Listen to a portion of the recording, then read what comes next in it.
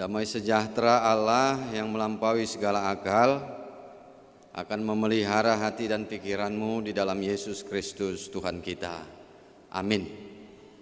Oras untuk kita semua Bapak Ibu. Ya, puji Tuhan, kita kembali lagi bersekutu di hari Minggu ini, Minggu ke-6 setelah Trinitatis, dengan topik Minggu doa memohon keselamatan, yang berdasarkan dari firman Tuhan dari kitab Kejadian pasal yang ke-18 ayat 22 sampai ayat yang ke-33. Saya akan bacakan untuk kita semua Bapak Ibu. Lalu berpalinglah orang-orang itu dari situ dan berjalan ke Sodom.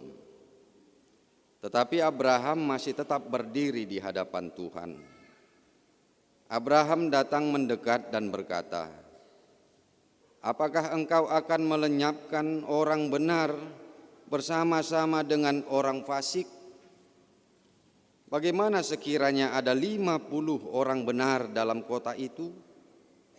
Apakah engkau akan melenyapkan tempat itu dan tidakkah engkau mengampuninya karena ke-50 orang benar yang ada di dalamnya itu?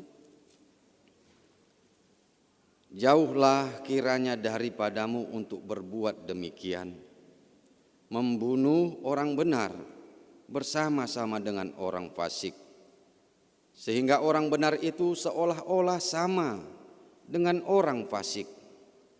Jauhlah kiranya yang demikian daripadamu. Masakan hakim segenap bumi tidak menghukum dengan adil?" Tuhan berfirman, "Jika kudapati 50 orang benar dalam kota Sodom, aku akan mengampuni seluruh tempat itu karena mereka." Abraham menyahut, "Sesungguhnya aku telah memberanikan diri berkata kepada Tuhan, walaupun aku debu dan abu, sekiranya kurang 5 orang dari ke-50 orang benar itu, apakah engkau akan memusnahkan seluruh kota itu karena yang 5 itu?" Firman-Nya, "Aku tidak memusnahkannya jika kudapati 45 di sana." Lagi Abraham melanjutkan perkataannya kepadanya, "Sekiranya 40 didapati di sana," berfirman-Nya, "Aku tidak akan berbuat demikian karena yang 40 itu." Katanya, "Janganlah kiranya Tuhan murka kalau aku berkata sekali lagi, sekiranya 30 didapati di sana." Firman-Nya, "Aku tidak akan berbuat demikian jika kudapati 30 di sana." Katanya, "Sesungguhnya aku telah memberanikan diri berkata kepada Tuhan, sekiranya 20 didapati di sana." Firman-Nya, "Aku tidak akan memusnahkannya karena yang 20 itu." Katanya, "Janganlah kiranya Tuhan murka kalau aku berkata lagi sekali ini saja, sekiranya 10 didapati di sana." Firman-Nya, "Aku tidak akan memusnahkannya karena yang 10 itu." Lalu pergilah Tuhan setelah ia selesai berfirman kepada Abraham, dan kembalilah Abraham ke tempat tinggalnya.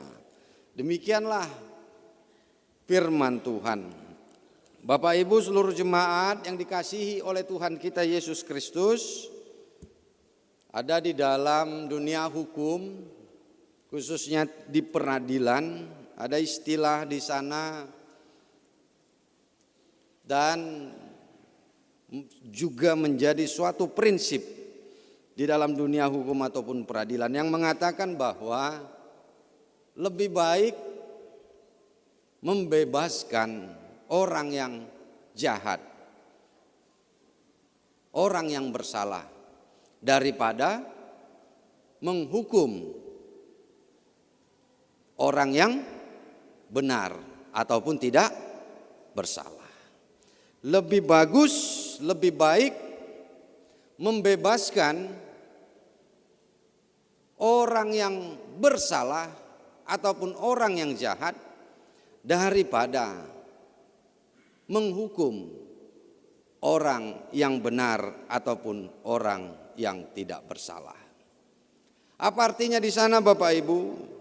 Artinya adalah harus benar-benar berhati-hati di dalam memberikan hukuman ataupun menghakimi seseorang. Itu juga sebabnya di dalam peradilan itu harus menggali sebenar-benarnya fakta dan data, dan dengan objektif di dalam dunia peradilan itu. Dan itu juga sebabnya ada istilah yang mengatakan di dalam dunia peradilan, supaya di dalam menghakimi itu harus dengan praduga tidak bersalah. Ya kalau sudah supaya penilaiannya itu jangan jatuh kepada hal yang tidak benar ataupun tidak baik. Sebagaimana istilah yang di awal tadi, lebih baik membebaskan orang yang salah ataupun yang jahat daripada menghukum orang yang benar ataupun tidak bersalah. Ini juga Bapak Ibu yang terkasih di dalam nama Tuhan kita Yesus Kristus yang bisa kita lihat di dalam firman Tuhan kita di sini. Yang menjadi bagian doa permohonan Abraham kepada kota Sodom. Dia bermohon supaya bagaimana Allah itu memberikan keadilan kepada Sodom. Allah sudah berencana untuk melululantahkan kota Sodom. Tetapi Abraham bermohon melalui doanya, Tuhan Allah, apakah engkau tetap memberikan hukuman atau melululantahkan kota Sodom jika ada 50 orang benar di sana?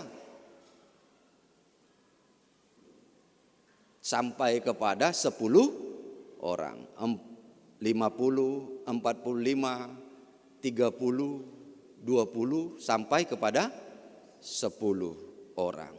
Apa kata Tuhan? Walaupun tinggal 10 orang yang benar di sana, aku tidak akan memusnahkan kota Sodom. Itulah yang dikatakan Allah di dalam permohonan Abraham itu kepada Allah. Apa yang bisa kita lihat dari sana Bapak Ibu? Bagaimana Allah tetap memberikan keadilan kepada setiap orang sesuai dengan apa yang dilakukannya. Apakah dia berbuat yang benar ataupun dia berbuat yang tidak benar ataupun buat yang salah. Tetapi apa yang bisa kita lihat dari sini Bapak Ibu? Demikianlah doa permohonan Abraham kepada kota Sodom itu sebagai perwujudannya mengasihi kota Sodom itu. Jadi di atas nas kita ini Allah juga sudah merencanakan untuk memberkati Abraham. Dan memang Allah memanggil Abraham itu supaya Abraham itu menjadi berkat bagi bangsa-bangsa. Jadi bagaimana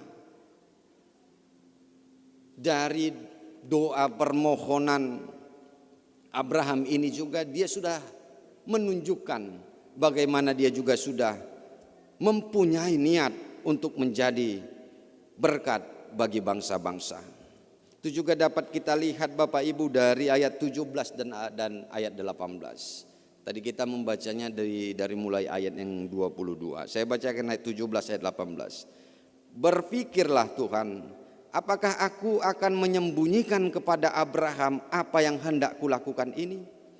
Bukankah sesungguhnya Abraham akan menjadi bangsa yang besar serta berkuasa, dan oleh dia segala bangsa di atas bumi akan mendapat berkat? Allah masih belum memberitahukannya kalau dia akan menjadi bangsa yang besar, kalau dia akan menjadi berkat kepada bangsa-bangsa di atas bumi ini. Tetapi walaupun Allah belum memberitahukan itu kepada Abraham, sudah terlihat apa yang telah dilakukannya. Dia bermohon, berdoa kepada Tuhan supaya Tuhan memberikan keadilan di tengah-tengah kota Sodom itu. Walaupun Allah sudah melihat ataupun mendengar bahwa perbuatan-perbuatan dosa sudah banyak di sana, tetapi Abraham bermohon supaya orang-orang yang benar di sana jangan ikut dimusnahkan, dan jangan gara-gara orang yang salah itu Sodom itu dimusnahkan bersama-sama dengan orang yang benar. Dan itu juga yang akan dilakukan Allah. Tidak akan memusnahkan, membinasakan orang yang benar. Tetapi akhirnya Bapak Ibu, di depan firman Tuhan kita di sini, akhirnya kota Sodom itu dimusnahkan. Akhirnya kota Sodom itu dimusnahkan. Ternyata tidak ada 10 orang. Sebagaimana doa permohonan Abraham itu tadi. Akhirnya Sodom itu dimusnahkan. Berapa orang yang benar kalau kita baca di pasal yang ke-19 ayat 4 dan ayat 5, ternyata semuanya berbuat yang tidak benar. Luar biasa kejahatan di sana. Terutama kejahatan perbuatan asusila, seksual. Kalau saya baca ayat 4 dan ayat 5, saya bacakan pasal yang 19 untuk kita Bapak Ibu ya. Tetapi sebelum mereka tidur, orang-orang lelaki dari kota Sodom itu, dari yang muda sampai yang tua, bahkan seluruh kota, tidak ada yang terkecuali datang mengepung rumah itu. Mereka berseru kepada Lot, "Di manakah orang-orang yang datang kepadamu malam ini? Bawalah mereka keluar kepada kami, supaya kami pakai mereka."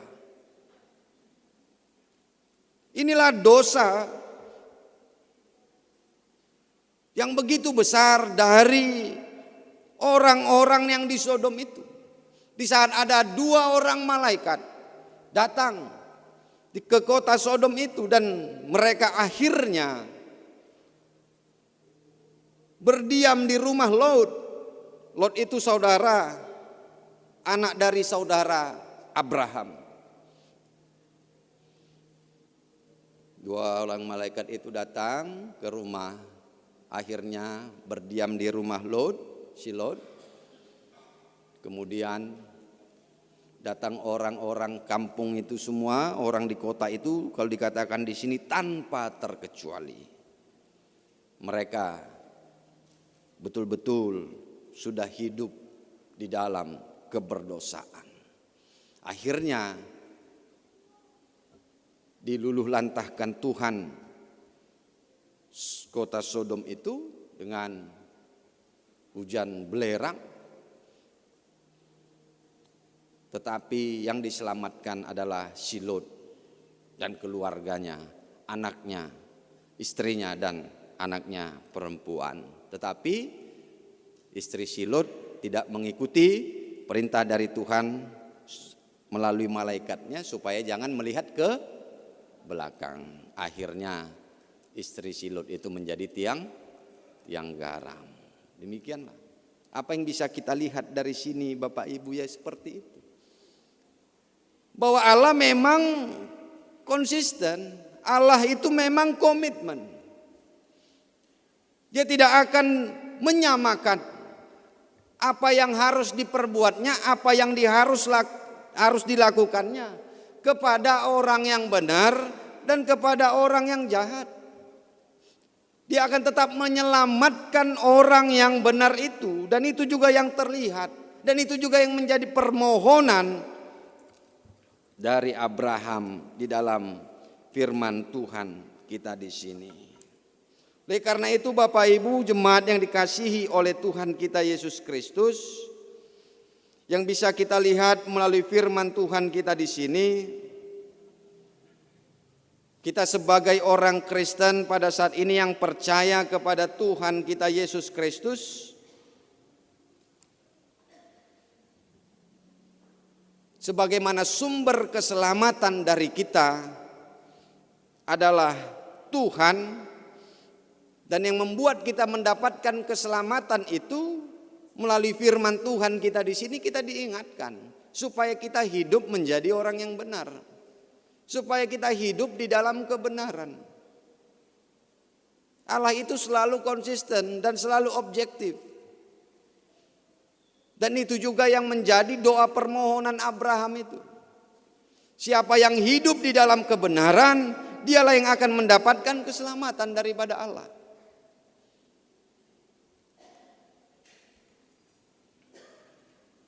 Oleh karena itu, mari kita Bapak Ibu, saya mengajak kita semua supaya kita mendapatkan keselamatan yang daripada Allah itu, kita hidup di dalam kebenaran itu. Supaya segala rencana kita, supaya segala usaha kita, segala pekerjaan kita itu diberkati oleh Tuhan. Kebenaranlah yang menjadi ukuran keselamatan daripada Tuhan. Maka mari kita berbuat yang benar. Seluruh kehidupan kita ini sudah, sesungguhnya kehidupan kita ini Bapak Ibu, kita sudah tahu bagaimana yang benar itu. Dimanapun kita berada, seluruh bidang kehidupan kita sudah ada yang mengaturnya supaya semuanya berjalan di dalam kebenaran. Di tengah-tengah keluarga ya, saya kira kita sudah paham, sudah tahu semua bagaimana menjadi orang tua yang benar, bagaimana menjadi seorang bapak yang benar, menjadi seorang ibu yang benar, menjadi seorang anak yang benar ya. Demikian juga di dalam kehidupan kita bermasyarakat ya. Kita sudah tahu itu. Bagaimana sudah ada yang mengaturnya ya. Di dalam kehidupan kita ini semuanya sudah ada yang mengatur bagaimana supaya yang benar. Kalau semua ini dijalankan dengan benar, maka yang terjadi adalah itu keselamatan itu. Ya keselamatan itu apa? Ya keselamatan itu ya kebaikan. Keselamatan itu ya kehidupan yang lebih baik, membawa kepada sukacita, membawa kebahagiaan, membawakan kepada kemajuan. Jika ada hadir kebenaran di tengah-tengah keluarga kita itu, maka hadir jugalah sukacita di tengah-tengah keluarga kita itu. Menjadikan berkat bagi keluarga kita itu. Orang tua benar, anak yang itu tadi benar. Demikian juga di tengah-tengah masyarakat, kalau semua melakukan dengan benar, maka yang terjadi adalah sukacita, kebaikan, berkat, kemajuan di tengah-tengah masyarakat. Tapi apa yang terjadi? Ya seperti itu. Masih banyak juga orang-orang yang tidak melakukan yang benar. Masih banyak yang tidak melakukan kebenaran. Akibatnya apa? Ya akibatnya ya tidak ataupun kurang hadir sukacita itu. Kurang hadir kebahagiaan itu, berkat itu di tengah-tengah masyarakat kita. Masih banyak perbuatan-perbuatan penyelewengan. Ya kalau kita baca berita luar biasa, sebenarnya mungkin kekayaan bangsa kita ini, kekayaan negara kita ini. Tapi masih banyak orang-orang yang melakukan yang tidak benar. Akibatnya apa? Ya akibatnya itu terjadi. Keselamatan itu agak menjauh dari kita. Sukacita itu masih belum kita rasakan dengan maksimal. Kebahagiaan itu juga masih belum hadir di tengah-tengah masyarakat. Segala bidang-bidang migas ya kita lihat bersama. Bahkan sampai kepada masyarakat langsung tentang beras ya, pertanian itu juga. Ini yang terjadi. Demikian juga dalam kehidupan yang lainnya, kehidupan kita bergereja semua. Kita sudah tahu apa yang menjadi bagiannya masing-masing. Apa yang harus dilakukan oleh jemaat. Bagaimana yang dilakukan di dalam pelayanan. Jika semua dilakukan dengan baik, dengan benar, maka itu akan menghadirkan kebahagiaan. Maka itu akan menghadirkan sukacita dan berkat bagi gereja. Itu juga yang harus kita lakukan di dalam kehidupan kita ini. Itulah yang menjadi doa dari Abraham itu tadi. Membawa keselamatan kepada orang-orang yang benar. Membawa keselamatan kepada kota Sodom itu. Dan itu yang menjadi bukti bahwa dia menjadi berkat bagi segala bangsa. Kalau kita lihat yang menjadi ukuran keselamatan itu, Bapak Ibu, yang menjadi doa dari Abraham itu tadi, Bapak Ibu. Di Sodom itu ya, memang ada anak dari saudaranya. Siapa tadi? Silot. Silot itu tinggal di Sodom. Tapi kalaupun dia memang mengasihi Silot. Terbukti sebelum firman Tuhan kita di sini, Bapak Ibu, bagaimana besar kasihnya kepada Silot. Silot itu mau ada yang serang, ada yang mau serang dia. Abraham itu membawa pasukannya.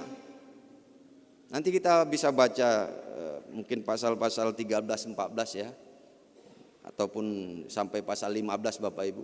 Bagaimana Abraham itu membawa pasukannya untuk menyelamatkan Lot. Inilah menunjukkan bagaimana besarnya kasih sayangnya kepada si Lot. Lot itu tinggal di Sodom. Dan demikian ada rencana Allah karena mendengar besarnya kejahatan yang dilakukan di kota Sodom itu. Mau memusnahkan Sodom itu. Tetapi kalaupun Abraham berdoa untuk menyelamatkan kota Sodom itu. Bukan karena yang lainnya. Tetapi yang dimintanya kepada Tuhan adalah bagaimana supaya Allah tetap memberikan keselamatan kepada orang-orang yang benar. Itulah yang dilakukan, yang diminta oleh Abraham kepada Tuhan. Dan apa yang terjadi yang dilakukan Tuhan melalui firman Tuhan kita di sini, bahwa Tuhan akan berpihak kepada orang-orang yang benar. Tuhan akan memberikan keselamatan kepada orang-orang yang benar. Tuhan mengabulkan doa dan permohonan dari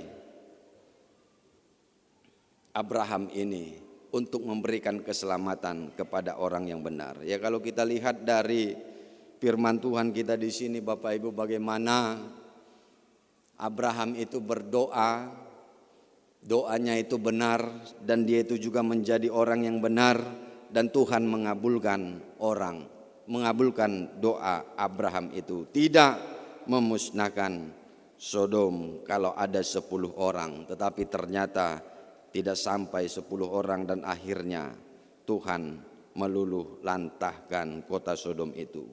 Sebagaimana juga yang dikatakan di dalam firman Tuhan, bahwa doa orang benar itu bila dengan yakin didoakan sangat besar kuasanya.